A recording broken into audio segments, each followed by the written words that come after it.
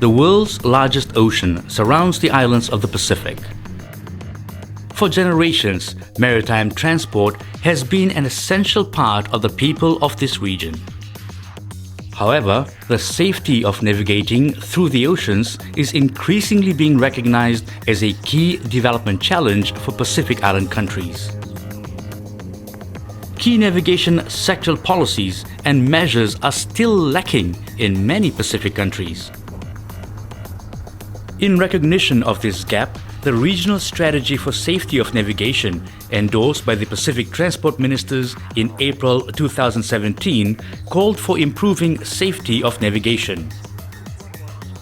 This is the story of how 3 of these island nations, Vanuatu, Kiribati and the Solomon Islands, rose to the safety challenge with support from the Pacific community.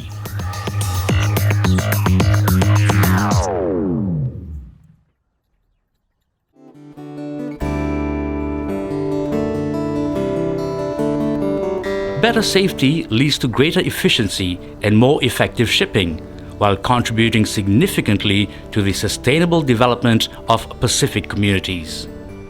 However, implementing these services across a landscape as vast and varied as the Pacific is no easy task. It requires international technical cooperation and close regional collaboration.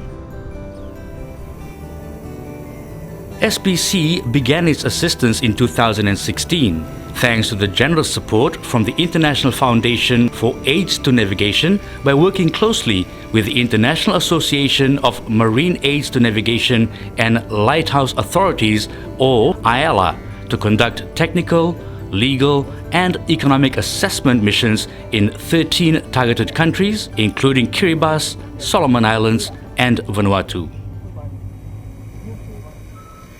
Diana Hill Suulisau, the officer on watch for the MV Vaikimaine, a domestic passenger and cargo ship in the Solomon Islands, has seen firsthand how navigation tools help in maintaining a safer and internationally recognized port in her country. Diana's knowledge of the waters around the Solomons was one of the key contributions to the consultation process for improving safety of shipping and navigation. For Honiara, Hot, we talked about the local jetty light at the Bokona Bay, the leading light. Maybe this one too, here at near the oil place here, right in front of the boats, the red one. Like they were built when there is no so much infrastructure and development. Yeah, it was long ago. Right now, like buildings are going taller, maybe they should put it up a bit, yeah, high a bit.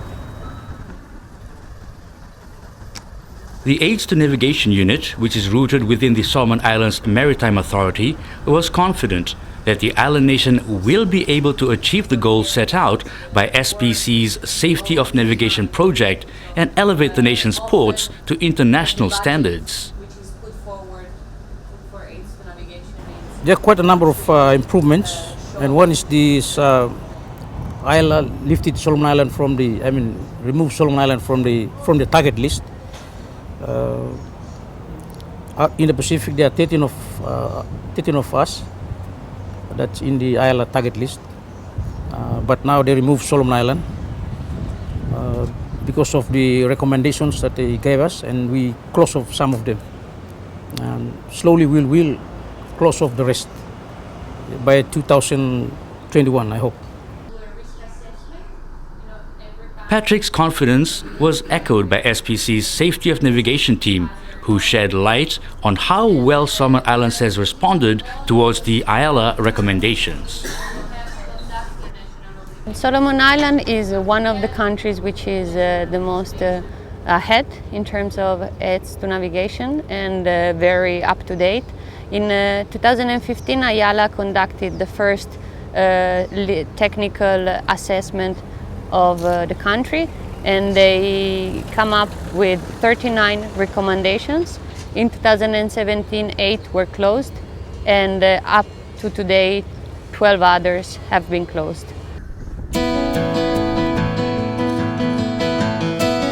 Kiribati is another of these countries who are taking the lead in rectifying the recommendations provided by IALA.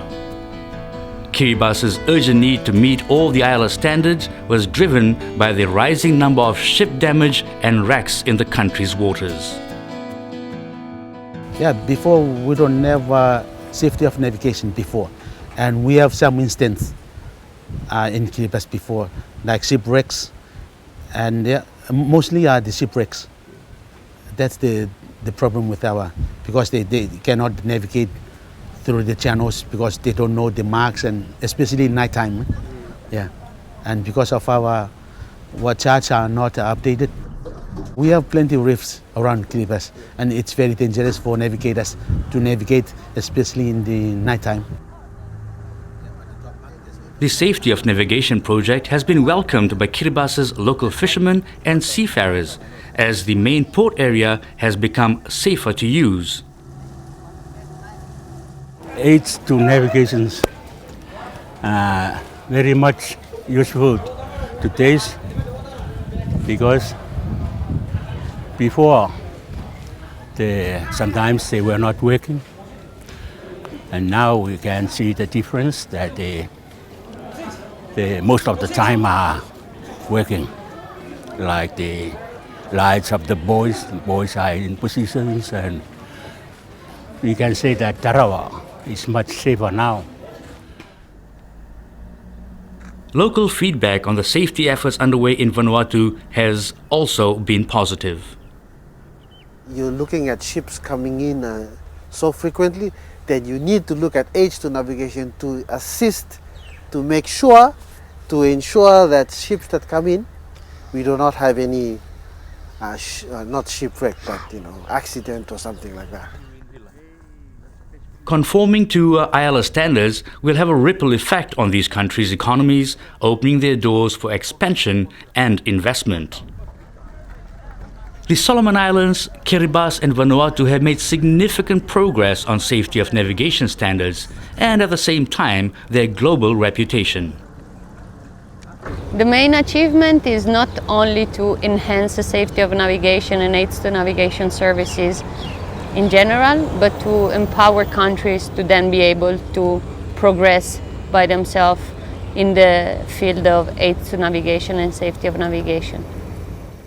The Phase 2 of the Pacific Safety of Navigation project, started in August 2018, aims to conduct aids to navigation risk assessments in all the 13 targeted Pacific Island countries and territories, following the IALA SIRA risk assessment tool, on which 12 of the 13 Pacific Island countries have been trained in June 2018.